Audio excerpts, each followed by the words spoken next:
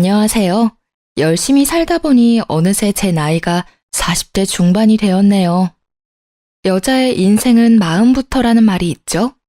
사는 것에만 열중할 때는 몰랐는데 저의 40대를 쭉 돌아보며 공감하게 되었어요. 저는 남편과 연상 연하 커플로 4살 차이가 나요. 남편의 우연한 도움이 인연으로 발전했어요. 저는 어디서 꿀리지 않을 만큼 학벌이 좋은 편이에요. 남편 역시 좋은 대학을 나왔지만 그런 그이보다 제가 더 가방끈도 길고 결혼 초까지만 해도 경제적으로도 제가 더 우위에 있었죠. 그런 저를 시모가 참 좋아해줬어요. 제가 연상이라는 것 빼곤 모든 점을 마음에 들어 해주셨거든요.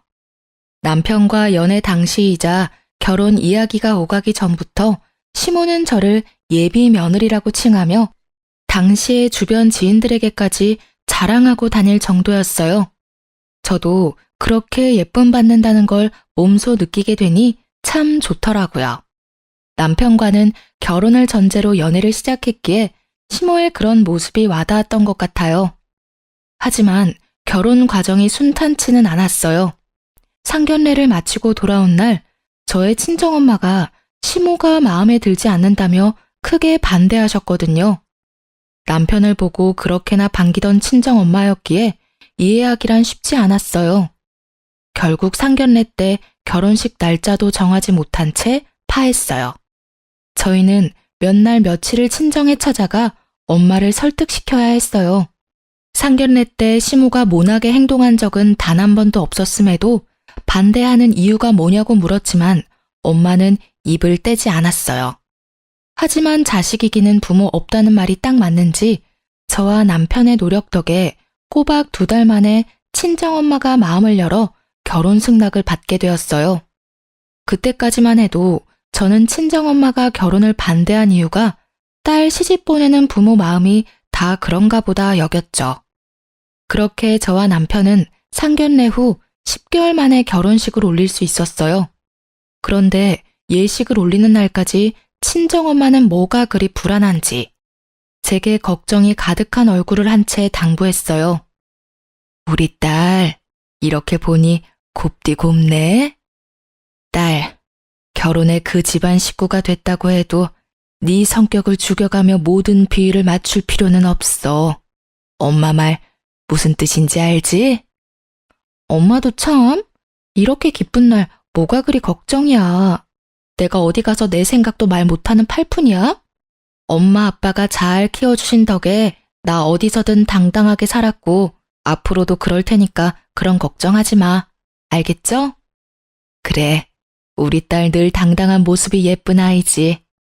엄마는 딸 믿어. 숨김없이 네 모습 그대로 사랑받으며 살아. 사돈댁에도 언제나 네 의사 분명히 밝히고 또 존중받으면서 말이야. 엄마, 사랑받고 자란 아이는 사랑을 주는 방법을 알고 있대. 나 엄마 아빠한테 받은 사랑 늘 마음에 간직하고 있으니까 새로운 가족들에게 이 사랑 나누면서 행복하게 살게. 우리 딸 언제 이렇게 컸어? 그렇게 이야기해주니까 엄마 마음이 놓인다. 고마워, 딸. 저희 부부는 많은 축복을 받으며 예식을 마쳤고 그 후 우리 부부의 생활은 그저 순탄했어요. 친정엄마의 염려와는 달리 시댁과 여전히 사이도 좋았고요.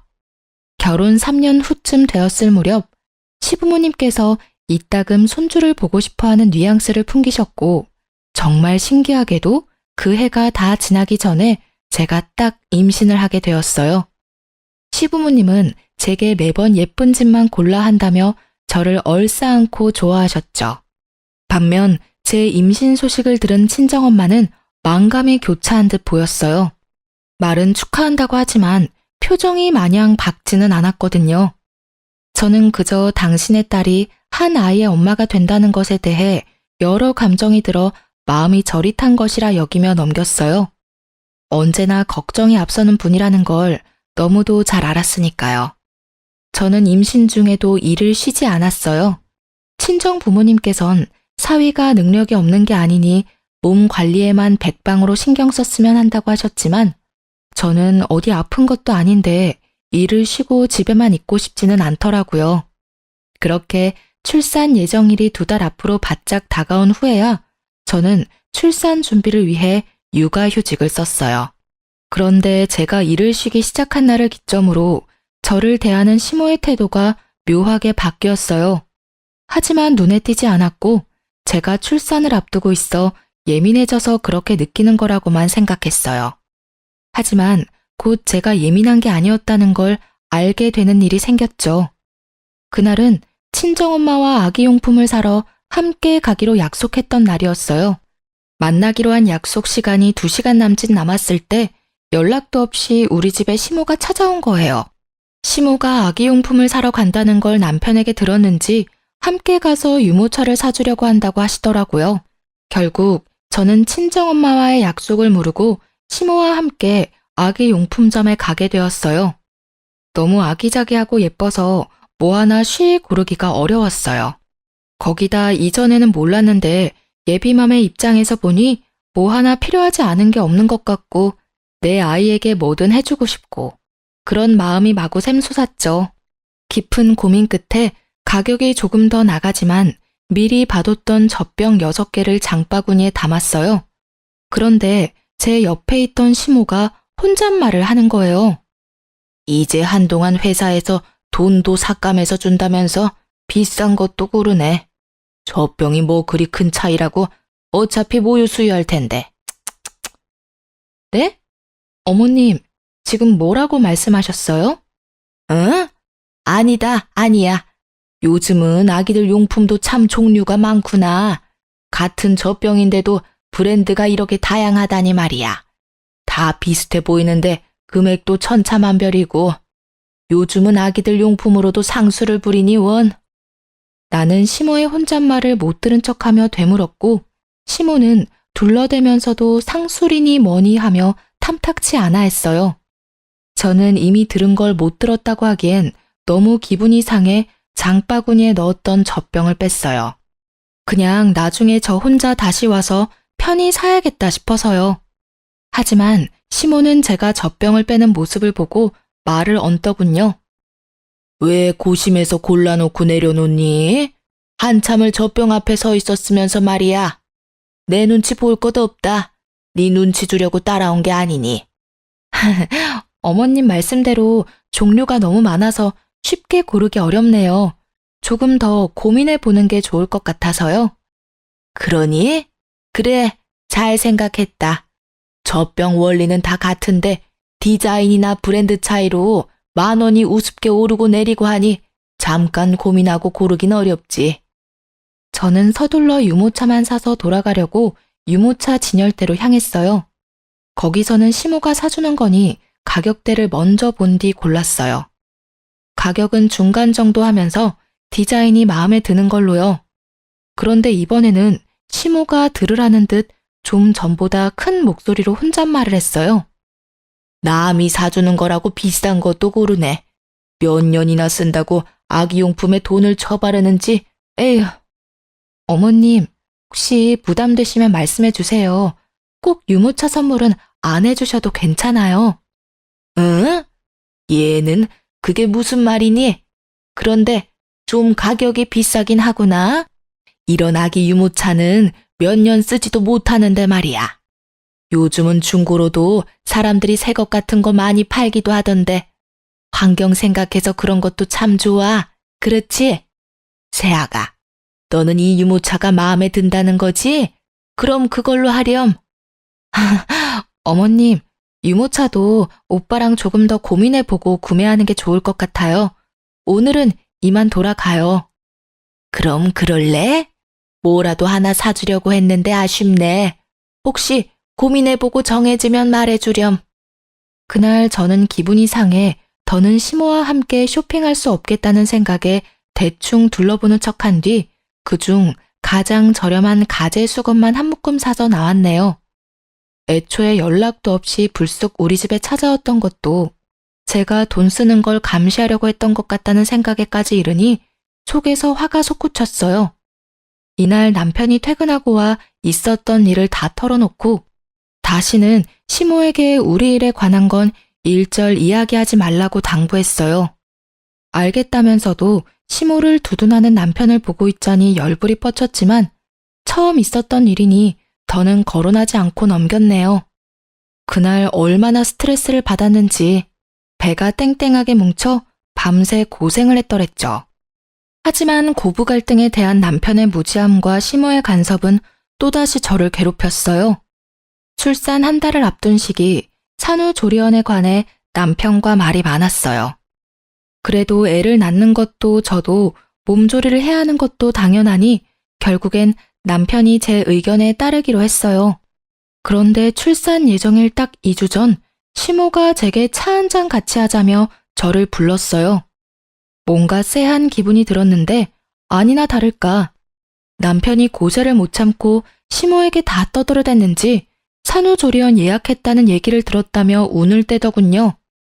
저는 당연히 몸조리를 위해 산후조리원에 다녀올 계획이라고 했어요. 시모는 제 대답에 기가 차다는 듯 코웃음을 치더니 이렇게 말했어요. 조리원을 가라 마라 하지는 않으마. 대신 산후조리원 다녀올 거면 네 돈으로 가렴. 너 그동안 돈 좀 벌었으니 모아둔 돈도 있지? 내 아들이 출산 비용이라도 다 낼 텐데 너 편하자고 가는 곳이니 네 돈으로 해야지. 내 말이 맞지 않니? 어머님께서 염려하신다는 건 알겠지만 산후조리원에 가던 안 가던 우리 부부가 상의해서 결정하는 거고요. 그 비용을 어떻게 할 건지 역시 저와 오빠가 결정할 문제예요. 제가 오빠와 잘 이야기 나눠보고 정했으니까 마음 쓰지 마세요. 예, 어디서 어른을 가르치려드니? 네가 보기엔 내가 우스워 보이니? 너희 집 가장이 내 아들이야. 그러니 내가 나서는 수밖에 없지. 내 아들 돈을 네가 막 쓰도록 둘 수는 없는 거잖니. 내가 산후조리원을 돈 때문에 가지 말라는 것도 아니고 네 돈으로 다녀오라는데 뭐가 문제야? 어머님 말씀대로 남편은 성인이고 한 가정의 가장이에요. 그러니 어린애 기르듯 저희 부부 문제를 간섭하실 수는 없는 거 아닌가요? 남편이 조금 더 어리다고 제가 마음대로 주무르며 함부로 대하지 않아요. 그러니까 한 발 물러서서 저희 부부를 지켜봐 주시면 좋겠어요. 좀 배웠다고 따박따박 말 듣고 하는 것 봐. 간섭이라고 했니? 내 아들이 잘 살길 바라는 마음으로 이야기하는 걸 뭐? 간섭? 여자는 애 낳는 순간 시댁이고 남편에게 의리야. 알겠니? 2번 말 안 하마. 내가 말하는 대로 해. 그리고 꼭 출산은 자연분만으로 해야 한다. 제왕절개는 돈도 많이 들고 병원에도 오래 있어야 한다는데 네가 그렇게 쉬고 있을 동안 고생하는 내 아들은 누가 챙기니? 일하는 내 아들 챙겨줄 사람이 없다는 건 말도 안 되지. 어머님, 고리적 개념은 좀 버리세요. 어디 가서 그런 말씀하시면 좋은 대우 못 받으세요. 그리고 돈으로 사람을 이렇게 대하시는 건 아니죠. 제가 육아휴직 중이라고 무시하고 싶으신가 본데 저 어머님께서 무시한다고 무시당할 만큼 돈 한 푼 없지 않거든요. 부족함 없이 지낼 만큼 벌었으니 더는 저희 부부 문제로 관여하지 마세요. 저희 부부 사이 멀어지게 만들고 싶은 게 아니라면요. 저는 이렇게까지 확 변해버린 시모를 보고 있자니 소름이 다 끼쳤어요. 시모에게 관여하지 말라고 딱 잘라 말한 뒤 집으로 돌아오는 내내 화가 나 미칠 지경이었어요. 그날 저는 집에 돌아와 남편과 대판 싸웠습니다. 당신, 내가 우리 문제 어머님께 말하지 말라고 했던 거 기억 못해? 내가 왜 당신이 한 가벼운 처신으로 이렇게 피해를 봐야 해? 네 부모면 나한테 그렇게 함부로 감나라 배나라 하면서 참견해도 되냐고. 내 처신이 뭐?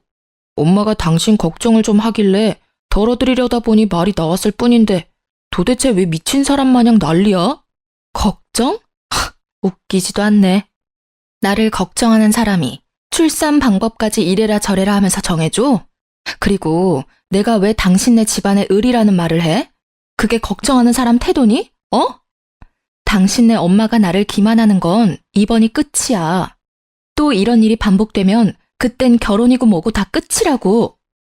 당신이 얼마나 우리 엄마한테 기어올랐으면 엄마가 당신한테 그런 말까지 하겠어? 나한테 이렇게 성내기 전에 당신이 엄마한테 보인 태도에 대해서나 생각해봐. 당신은 지금 우리 엄마 나쁜 사람 만드는 것에 급급한 사람으로밖에 안 보여. 남편과 싸우는데 억울함이 몰려오더라고요. 저를 기만한 시모에 제 태도를 되돌아보라는 남편까지. 제가 원했던 결혼은 이런 게 아니니 속상한 마음을 달랠 길이 없었어요. 하지만 부부싸움은 칼로 물베기라고 하잖아요. 서로에게 그렇다 할 사과 한마디 하지 않았지만 또 그냥저냥 시간이 흐르는 대로 풀려갔죠. 제 출산이 바짝 다가왔으니까요. 출산 후 부부관계도 괜찮아졌고 시댁 가는 걸음도 줄었어요. 그 덕에 저는 아이의 육아에 전념할 수 있었고요. 그런데 엄마 마음이라는 게 그런 건가요? 점점 육아에 대한 욕심이 생기는 거예요. 어느덧 회사 복귀할 시기가 다가왔고 저는 결국 제가 그동안 쌓아온 커리어를 모두 포기하고 육아를 선택했네요. 물론 남편은 이런 제 선택을 반대했어요. 맞벌이 부부로 지내야 아이에게 더 나은 환경을 제공할 수 있다면서요. 그러나 이 또한 핑계라는 걸 저는 잘 알고 있었어요. 남편은 외벌이에 대한 부담이 크다며 입이 닳도록 말하곤 했으니까요. 저는 남편의 하소연에도 꺾이지 않았고 그로 인해 또 한 번 곤욕을 치렀습니다. 제가 회사에 사직서를 내고 온 날이었어요. 남편은 또 시댁에 가 푸념이라도 했는지 시모가 또다시 들이닥쳤어요. 너 회사에 사직서 내고 왔다면서? 이것은 모조리 아니야? 내 아들을 말려 죽일 작정이니? 요즘 시대에 외벌이가 웬 말이야? 사직서 처리하기 전에 당장 가서 무르고 와, 어서. 제가 하다하다 회사 그만두는 것까지 어머님 허락을 받아야 하나요? 저희 부부가 맞벌이로 일하면 어머님께서 애는 돌봐주실 건가요? 우리 애를 직접 돌봐줄 생각이 있으셔서 이렇게 대뜸 찾아와 갖다부타 하시는 거냐고요. 공부만 잘했지 상황 파악도 못하는 돌머리 아니야? 내가 일을 다니는데 어떻게 아이를 봐주니? 성질나 죽겠는데 무슨 말도 안 되는 소리야? 돌머리는 제가 아닌 것 같은데요. 어머님의 의사를 강하게 피력하시려면 그에 대한 도움을 주셔야죠. 하다못해 대안이라도 마련한 뒤에 말씀해 주셔야 맞는 거 아닌가요? 남편이 어머님 자식이면 이 아이는 제 자식이에요. 제 아이가 자기 아빠 힘든 걸 덜 자고 일찍부터 부모랑 떨어져 있게 만들고 싶지 않아요. 육아에 대한 제 가치관이니 존중해 주세요. 뭐야? 이 요망한 것이 내가 너를 며느리로 받아들인 이유가 뭔데? 일에 대한 욕심 많고 좋은 직장의 연봉도 높아서 내 아들 고생은 덜겠구나 하는 생각으로 결혼시킨 건데 니까짓게 이런 식으로 뒤통수를 갈겨? 당장 회사 가서 사직서 무르고 와. 안 그러면 진짜 국물도 없을 줄 알아. 저는 무례하게 구는 시모에게 더는 이 일에 대해 언급하지 말라 단호하게 제 의사를 밝혔어요. 시모는 그런 제게 지금 저의 선택을 후회하게 해주겠다며 집을 다 뒤집어 엎고는 돌아갔죠. 그리고 실로 그날 이후 시모는 저를 쥐뿔도 없는 사람이라며 괄시했어요. 그런 대우를 감내하느니 마주하지 말자 싶더라고요. 그래서 시댁에 일절 가지 않았는데 시모가 우리 집에 찾아와 그렇게 저를 괴롭혔어요. 감시라도 하듯이 저녁마다 와서는 남편의 식사에 신경을 하나도 안 쓴다는 둥, 애 핑계로 집에서 놀면서 집안 꼴이 개판이라는 둥, 심지어는 아이를 잠깐 남편에게 맡기고 샤워하는 것까지 남편을 과로로 죽일 계집애라며 막말까지 해댔죠. 심으로 인해 뒤늦게 우울증이 와 매일 밤을 눈물로 지새우며 그렇게 장장 3년이라는 기간 동안 미움을 받으며 지냈네요. 그러다 문득 거울에 비친 피폐한 저의 모습이 눈에 들어왔고 그 순간 뇌리에 스치는 생각은 무엇이 됐든 더는 참지 말자였어요. 2달 뒤 저는 동네 변두리에 크지 않게 옷가게를 차렸어요. 사업이긴 해도 동네에서 오프라인으로 운영하는 거였고 마침 아이가 5살이 되어 유치원에 가기 시작해서 충분히 육아와 병행하며 일할 수 있을 것 같았거든요. 하지만 제가 경제 활동을 시작했어도 시모는 여전히 저를 못살게 굴었어요. 제가 옷가게를 차렸다는 걸 알고는 가게까지 찾아와 제게 삿대질까지 해대며 언성을 높였어요. 정말 간도 크네. 어떻게 사업할 생각을 하니? 이거 다 네가 빼놓은 비상금으로 차린 거라며? 어떻게 이 정도로 영악하고 못돼 먹었는지. 이렇게 사고 칠 돈 있었으면 내 아들 내조나 잘할 것이지. 회사에 들어가랄 땐 죽어도 싫다고 버티더니 버튼 곳에 돈까지 버리고 이게 다 뭐 하는 짓이야? 저도 더는 지겨워서 어머님과 이 말 저 말 하고 싶지 않네요. 제가 남편에게 사업하겠다고 자금을 주라고 했나요? 아니면 이 사업한다고 우리가 빚쟁이라도 됐나요? 도대체 왜 제가 하는 일마다 사사건건 참견질을 해대시는 거예요? 제가 뭘 하든 제 선택이고 제 인생이라고요. 내가 참견까지 하게 만드는 건 다 네 행실 때문이잖니. 어느 정도 미련스럽게 처신을 해야 내가 잠자코 있지. 이건 뭐 내 아들 고생시키겠다고 말하는 것과 뭐가 달라? 그리고 잘난 며느리 들어왔다고 그렇게 자랑을 해대는데 이따위 구질구질한 가게를 차렸으니 내가 어떻게 얼굴을 들고 다니냔 말이야. 어머님, 정말 해도 해도 너무하시네요.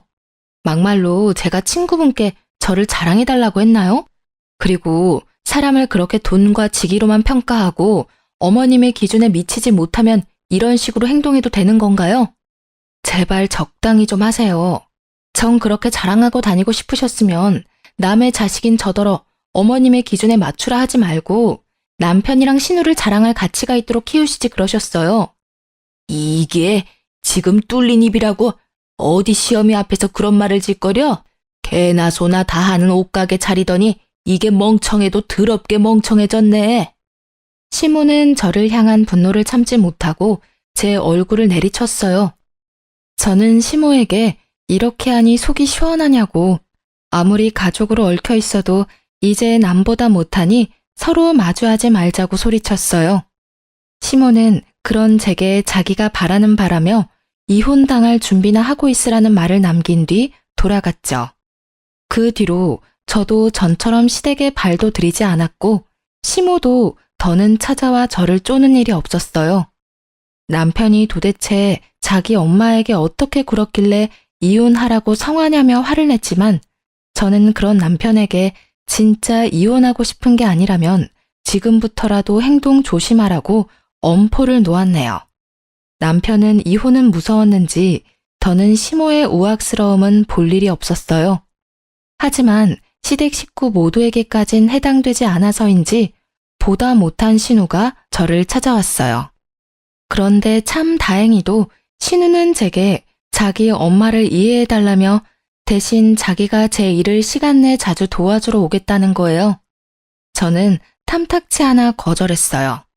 하지만 신우는 매일 찾아와 저를 도왔어요. 하지 않아도 괜찮다고 말리던 저더러 곧 아이가 하원하고 올 시간이니 조금이라도 쉬라며 남편보다도 더 저를 이해하듯 말해주었죠. 그 덕에 저는 조금씩 신우에게 마음이 열렸고 이렇게까지 신경 써주는 게 너무 고맙더라고요. 그래서 인기 있는 디자인의 옷을 몇 개 빼놨다가 신우에게 선물했어요. 금방 지쳐 할 줄 알았던 신우는 그 후로도 자주 가게에 와 아이와 놀아주기도 하고 저를 돕기도 하며 지냈어요. 그러던 어느 날 제 딸이 몸이 아파 병원에 입원하게 됐어요. 아이들의 경우 보통은 고질적인 질환이 아닌 이상 사나흘 정도면 퇴원하는데 이상하게 아이의 컨디션 회복이 더뎌 결국 열흘 동안이나 입원해 있었죠. 그러니 당연히 제 옷가게는 그 기간 동안 문을 열 수 없었고요. 그런데 아이가 입원해 있다는 소식을 들은 신우가 제게 연락이 왔어요. 옳게 소식 들었어. 가게도 못 열고 무슨 일이래 참. 지금은 괜찮고? 아, 아기가 아직 열이 안 떨어져서요. 어쩔 수 없죠. 그동안 가게도 못 열고 어떡하냐는 말이지 내 말은. 혹시 애 때문에 가게가 마음에 걸리면 내가 대신 가게 봐줄까? 괜찮아요. 신경 안 써주셔도 돼요. 제가 알아서 할게요. 에이, 가족 좋다는 게 뭐야. 이럴 때 신우이 써먹는 거지. 안 그래? 나중에 조카 다 낳고 거하게 한 통 쏘기만 하면 돼. 올케가 힘들어하는 게 눈에 보이니까 내가 다 마음이 아파서 그래. 도와주겠다는 선의의 마음을 올케가 굳이 거절 안 해도 되는 거야. 신우는 끈질기게도 자기가 봐주겠다더라고요. 결국 계속 거절할 수 없어 며칠만 부탁한다며 맡기게 되었어요. 신우 덕에 제 걱정도 덜어 한결 마음은 편하더라고요. 그렇게 나흘쯤 지났을 때 아이가 많이 호전되어 퇴원을 하게 되었어요. 가벼운 마음으로 다시 가게로 출근하게 된 날, 저는 가게에 도착하자마자 기함했습니다. 제 가게 매대에 진열된 옷들은 온데간데 없고 처음 보는 옷들이 걸려있는 거예요. 거기다 제 가게에 마치 자기가 사장이라도 되는 듯 떡하니 자리하고 있는 신우와 시모까지. 저는 신우와 시모에게 이게 다 어떻게 된 일이냐고 소리쳤고 그런 저를 보며 비웃으며 하는 말이 아주 가관이더군요. 아가, 지난 날은 내가 미안하게 됐다. 네가 이러려고 이 가게를 다 차렸나 본데 내가 그 깊은 하늘의 뜻을 이제야 알았어. 그게 무슨 말씀이세요? 지금 제 가게에 무슨 짓을 하신 거냐고요. 제가 판매하던 옷들은 다 어디 가고 이런 거적대기 같은 옷을 걸어둔 거예요. 어머? 내 취향인데 거적대기는 말이 좀 심하다. 참 드세다고만 생각했는데 순진한 모습이 다 있었네. 내가 가게 챙기겠다는 말을 너무 고지곳대로 들었나 봐. 내가 이 나이 먹도록 놀고 있는 건 불효잖아. 그래서 올케 도우면서 일을 좀 배워뒀던 건데 눈치 못 채더라. 올케는 학벌 좋으니까 나보다 취직하기 쉬울 거잖아. 그래서 내가 앞으로는 가게 운영하려고. 당장 내 가게 원상 복구해놔. 내가 아무리 당신네들한테는 외지인이라도 이러는 건 아니지. 애 키우면서 잘 살아보려고 노력하는 사람을 속이고 등쳐먹이려는 게 인간이야? 당신네들이 인간이냐고. 올케, 말 조심해. 우리가 무슨 사기꾼들이야? 왜 그런 식으로 말을 해? 올케는 정말 위아래도 없구나. 그러니까 엄마가 그렇게까지 했지. 능력 좋던 올케는 그 능력 앞으로도 펼치면서 살아. 우리 집안 깊혀주려고 네가 들어온 건데 부응해야지 않겠어? 네가 우리 가족이 된 이유가 네 능력인데 말이야. 알고 보니 신우가 갑자기 저를 이해한답시고 가게에 찾아와 저를 열심히 도왔던 건 전부 제 가게를 뺏을 요량이었던 거예요. 남 밑에서 일 못한다며 사업을 버렸다 말아먹은 전적이 꽤 되는 신우는 이미 단골들도 생겼고 어느 정도 매출이 유지되는 제 가게를 노린 거죠. 시모나 신우 둘 다 자금이 없으니 다시 시작할 엄두가 나지 않으니 손 안 대고 코풀 작정으로 제가 가게에 없는 틈을 타 일을 벌인 거였어요. 그 속내를 알게 되니 들끓는 화를 도저히 참을 수가 없었어요. 저는 시모와 신우를 제 가게에서 끌어내고 곧장 문을 걸어 잠궜습니다. 밖에서 문을 열라며 두드리고 소리치고 난동도 모자라 가게 문을 박살내겠다며 큰 돌까지 주워와서는 행패를 부렸어요. 저는 결국 경찰에 시모와 신우를 신고했고 시부와 남편이 경찰서에 와서야 저를 헐뜯던 시모와 신우의 태도가 멈췄네요. 저는 그동안 제가 겪은 많은 일을 모두 털어놓았고 더는 이렇게 살 수 없다고 그 자리에서 이혼 선언까지 했어요. 이혼하겠다는 제 말에 남편과 시부는 청천벽력이라도 된 양 저를 말리느라 안달이 났어요. 신우는 그제야 죄책감이 든 건지 후폭풍이 무서운 건지 제 눈치를 보기 시작하더라고요. 하지만 시모는 이런 상황에도 아랑곳하지 않았어요. 아니, 콧대 높은 척을 하고 싶었는지 저를 노려보기까지 하더군요. 결국 그런 시모의 태도는 시부의 심기를 건드렸고 시부는 시모에게 고래고래 소리쳤어요. 당신 어서 사과해, 당장. 어영부영 넘길 생각 추호도 하지 마. 알겠어? 어떻게 부모가 자식 가정을 깨는 만행을 저질러? 며느리가 기분이 풀릴 때까지 무릎이라도 꿇고 싹싹 빌란 말이야. 당신 아들이랑 며느리가 이혼하는 순간 당신도 이혼당할 줄 알아. 내가 뭘 어쨌다고 저 되바라진 것한테 사과를 해? 지 좋은 능력 펼치고 우리 딸한테 가게 일은 넘기라는 게 뭐가 잘못이야? 사과는 내가 하는 게 아니라 받아 마땅하지. 네, 어머님 저한테 사과하실 필요 없어요. 아버님, 저 마음에도 없는 사과는 받고 싶지 않고요. 이제와 사과한들 뭐가 달라지나요? 저요, 이제 지긋지긋해서 싫어요. 저 합의할 생각도 없으니 제게 사과든 애원이든 아무것도 할 생각 마세요. 저는 합의는 없다는 말을 마지막으로 남긴 뒤 경찰서를 나왔어요. 그런데 자기 가족 일이라고 제 가게까지 따라온 남편이 제 속을 또 긁어댔죠. 당신 정말 나랑 이혼이라도 할 생각이야? 아니, 우리 엄마랑 누나 지금 유치장에 있어. 정말 합의 안 할 생각은 아니지? 가족끼리 다툴 수도 있는 거지. 왜 이렇게까지 못되게 굴어? 어차피 앞으로도 얼굴 보고 지내야 하는데 괜히 더 사이 틀어지지 말고 잘 풀어야 할 거 아니야. 똑같은 말 몇 번씩 하게 만들지 마. 너한테나 가족이지 이제 나한테는 아니거든? 아니, 이전부터 니네 엄마는 날 가족으로 여긴 적이 없어. 네 엄마 기세어주는 도구 정도에 지나지 않았다고 난. 그러니까 나도 이제 와서 더는 가족 운운하면서 이해할 생각 없어. 누난 어떻게 사람이 그렇게 인색하다 못돼 못해 처먹었냐?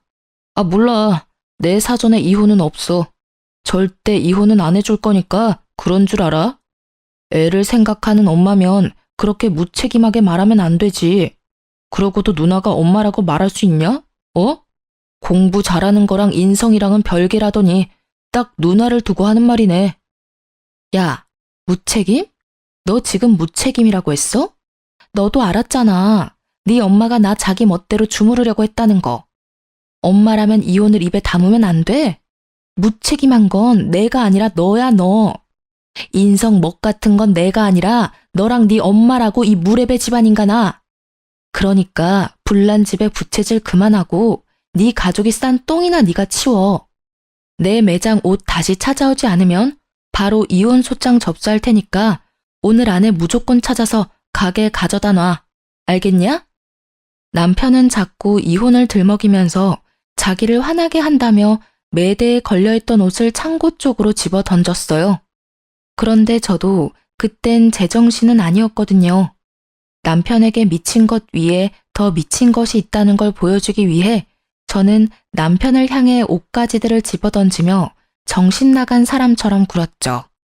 그런데 하필이면 이런 모습들을 친정엄마가 다 보고 말았어요. 친정엄마를 보자마자 왜 그리 어린애처럼 눈물이 쏟아지던지.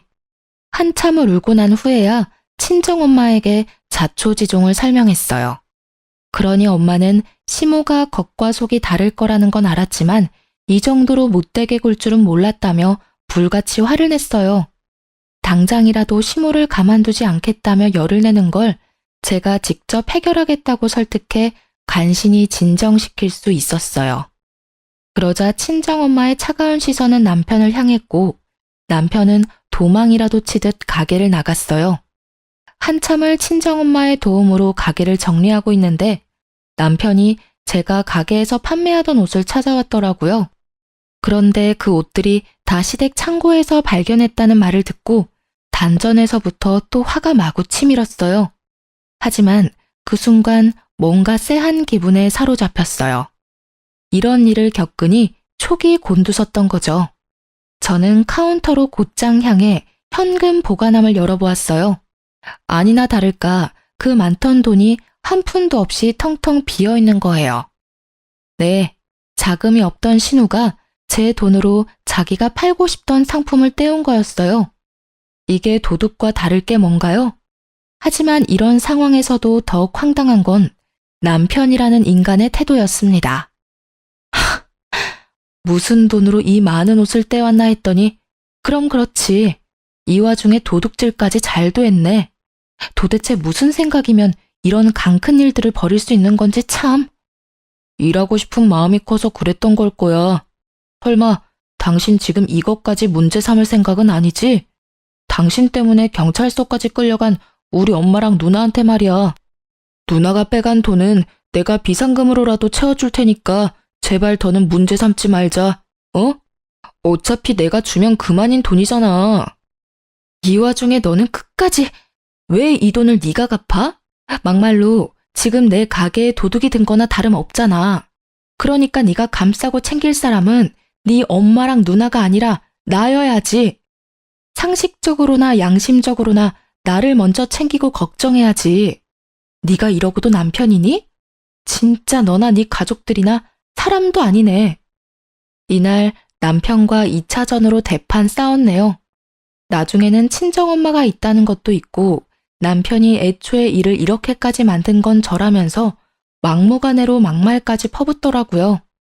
저는 우리 부부가 엄연히 큰 피해를 본 상황에서도 자기 가족만 감싸는 모습을 더는 두고 볼 수 없었어요. 거기다 저희 엄마 앞에서까지 저를 함부로 대하는 건 더더욱 용납할 수 없어 다음날 바로 이혼 소장을 접수했습니다. 남편이 집에 못 들어오도록 도어락 암호도 바꿔버렸고요. 집에 들어오겠다며 문 앞에서 깽판을 치던 남편은 이웃의 신고로 그 뒤로는 시댁으로 넘어갔어요. 그런데 며칠 뒤 시부가 제게 연락을 해왔어요. 신우와 시모가 잘못을 뉘우치고 반성하고 있다고요. 네, 물론 믿지는 않았지만 제게 진심으로 사과를 하고 싶어 한다며 딱 한 번만 만나달라고 하는 거예요. 저는 고민하다 여차하면 증거물로 제출하자 하는 마음으로 신우가 제 가게에서 했던 짓이 모두 담긴 영상 증거물을 챙겨갔어요. 역시나 이렇게 단번에 변할 시모가 아니죠. 사과는커녕 고개까지 쳐들고 저를 내려보더라고요. 다 시부를 속인 시모의 농간이었던 거였어요. 물론 신우는 유치장까지 들어가 보니 덜컥 겁이라도 났는지 저를 보자마자 잘못했다며 다시는 그러지 않겠다고 빌더라고요. 하지만 시모는 절대 볼품없는 제게 조아리는 건 못한다며 제가 다 자기를 엉망으로 만들었다며 분노에 차서 제 얼굴에 침까지 뱉었어요. 저는 더 봐줄 것도 없다고 판단되어 바로 증거물을 제출했어요. 합의되지 않았다는 소식을 다시 들은 시부는 제 가게까지 찾아왔고 시모를 대신해 제게 애원하기 시작했어요. 아가, 내가 이렇게 사과하마. 내가 가장으로서 처신을 못한 탓이야. 내 아내와 딸이 다시는 내게 못나게 굴지 않도록 나서서 단속하마. 그러니 제발 마지막으로 한 번만 너그러이 봐주면 안 되겠니? 아버님, 죄송하지만 저는 마음 굳혔어요. 아버님 연락받고 기대하지 않았지만 혹시나 하는 마음으로 형님과 어머님을 만났고 여전히 어머님께서는 저를 미워하고 계셨어요. 제가 다 엉망으로 만들었다며 침까지 뱉으셨고요. 아버님께서 가족을 지키기 위해 제게 이러시는 것처럼 저도 이게 저를 지키는 방법이라고 말씀드리고 싶네요. 네 마음을 모르지 않아. 얼마나 힘들었을지도 안다. 네가 이러는 게 지나치다고 생각하지도 않고 말이야. 하지만 나도 달리 어찌할 방법이 없더구나. 시부가 미안하다는 말을 남긴 뒤 돌아간 날 저녁, 이번엔 가게로 남편이 찾아왔어요. 그런데 이 인간 끝까지 뭐가 잘못된 줄 모르더군요. 내가 이혼은 안 된다고 했지만 그냥 합의 이혼해줄게. 그러니까 이제 우리 엄마랑 누나 그만 괴롭히고 가서 합의하고 끝내. 내가 큰 마음 먹고 이혼해주겠다고 한 거니까 재산 욕심은 내지 말고 말이야. 당신이 각자 도생하는 게 그렇게 소원이라니까 내가 들어주는 거라고. 합의 이혼? 합의 이혼 같은 소리하고 앉았네. 넌 아직도 상황 파악이 그렇게 안 돼서 어떡하니? 합의 이혼 필요 없어. 이미 소장 접수했으니까 이 멍청아. 그리고 입은 삐뚤어져도 말은 바로 해. 멍청한 거 티내지 말고. 내가 각자 도생하는 게 소원인 게 아니고 우리 가정을 파탄낸 주범이 네 가족이고 너야 이 머저리야. 야, 너는 끝까지 내가 좋게 풀어줄래도 그렇게 나와야 되겠냐? 네가 바라고 바라는 이혼 내가 해주겠다고 하잖아. 그러니까 더 악연으로 꼬이지 말고 누나랑 엄마 그만 합의하라고. 그리고 너야말로 바르게 말해야지. 지금 우리가 파탄난 이유는 다 너야. 너 때문이라고. 남편은 버럭해서 소리를 지르고는 저를 벌레 보듯 하고는 돌아갔어요. 참 침만 안 뱉었다 뿐이지 눈빛은 시모와 꼭 닮았더라고요. 그 뒤로는 한참 동안 시댁 식구를 마주할 일이 없었어요. 남편도 어떻게든 자기가 저를 이겨먹겠다고 이를 갈고 법조인을 알아보고 다닌 듯 했어요. 정말 힘든 시간이었지만 또 얼마 만에 느끼는 잔잔한 일상인지 몰라요. 하지만 한 번씩 술에 진탕 취해 한밤중에 집 문을 두드리는 남편 때문에 아이가 겁을 먹는 날이 들었어요. 그래서 나중에는 아예 그 집을 비우고 친정으로 들어가 지냈죠. 그때부터 아이도 저도 하루가 다르게 안정을 찾아갔어요. 그렇게 시간이 흘러 시모와 신우의 첫 재판을 앞둔 날, 두려움이라는 감정이 새삼 대단하다 느꼈던 게 한참 후에 마주하게 된 시모는 상당히 수척한 모습이었어요. 시간이 흐를수록 위기의식을 느꼈던 건지 죽어도 못한다던 사과를 제 발로 저를 찾아와 머리까지 조아려가며 싹싹 빌더라고요. 예, 이제 내 아들과도 남남이 될 텐데 헤어짐일수록 좋은 기억이 남아야 하지 않겠니? 이제 그만하면 됐지 않니? 제발 선처 좀 해주렴. 내가 이렇게 비마. 우리 좀 살려줘. 헤어질 일밖에 안 남았는데 왜 굳이 기억을 남기겠어요? 이제 와서 이러는 거 너무 없어 보이지 않나요? 어머님의 그 잘난 자존심 끝까지 지키세요. 가짜는 희망 갖지 마시고요. 사면 초가인 상황이 겁난 후에야 제게 사과하려는 시모의 태도가 더욱 기분이 나빠 거들떠보지도 않았어요. 시모는 제 바지가랑이까지 붙잡으며 눈물로 호소하고 매달렸어요. 하지만 저는 끝까지 일관된 표정과 말투로 시모의 사과를 거절했습니다. 그러고 얼마 뒤 신우도 제게 찾아왔어요. 참 웃긴 게 위기의 순간에는 가족도 뭣도 없는가 봐요. 신우는 제게 울며 불며 자기만이라도 살려달라고 울어댔어요. 옳게, 우리 그 일 있기 전에는 악감정 없었잖아. 내가 일도 도우면서 우리 잘 지냈잖아. 나한테 고맙다면서. 제발 나라도 살려줘. 응? 나 정말 무서워서 잠도 안 온단 말이야.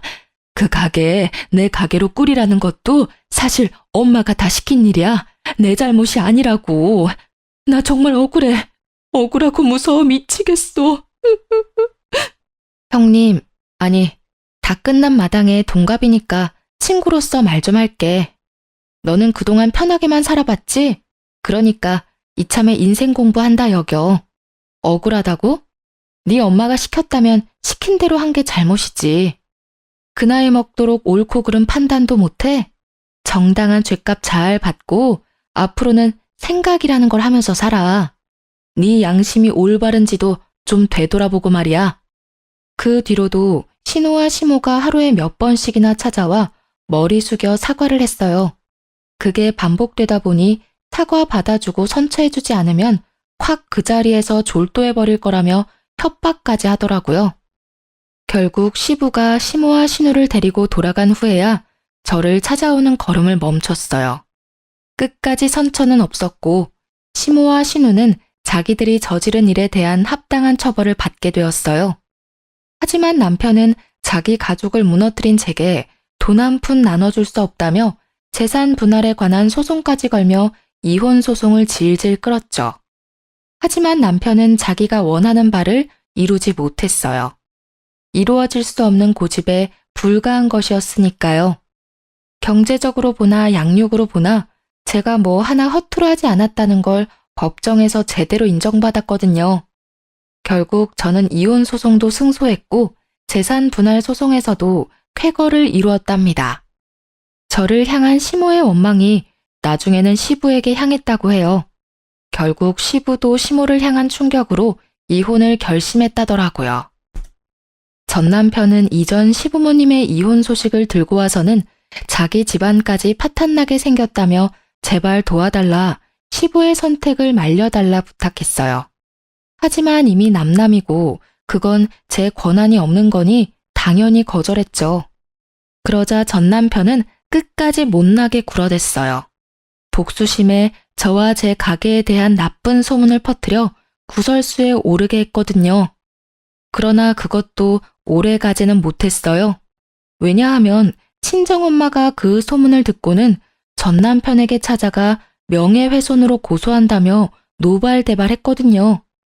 너희 엄마랑 누나도 모자라 너도 콩밥 좀 먹고 싶어 환장했냐면서요. 소인배지만 겁은 엄청난 남편은 자신의 엄마와 누나의 최후를 봐서인지 다신 그런 짓 하지 않겠다며 순순히 각서까지 쓰더라고요. 작년까진 그 망할 시댁의 소식이 제 귀에 간간히 들려왔어요.